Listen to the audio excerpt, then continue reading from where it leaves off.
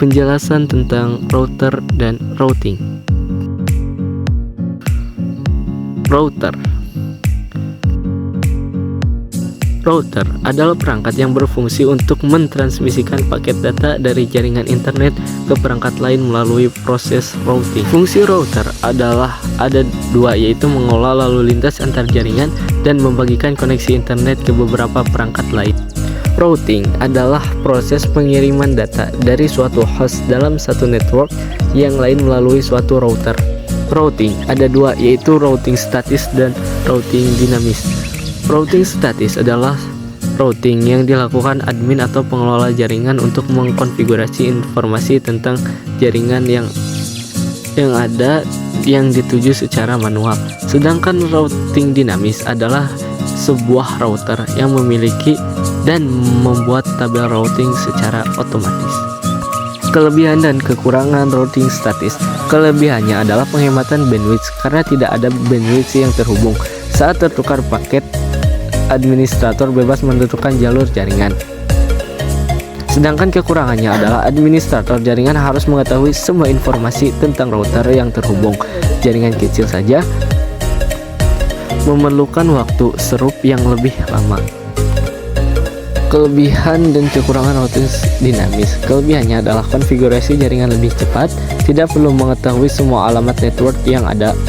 Sedangkan kekurangannya adalah beban kerja router lebih berat karena selalu mengupdate tabel IP. Perbedaan router dan routing.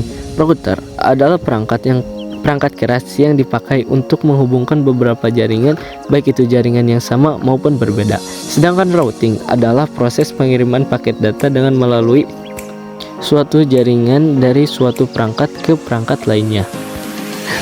Perbedaan routing statis dan routing dinamis. Routing statis adalah metode routing yang tabel jaringannya dibuat secara manual oleh administrator jaringannya.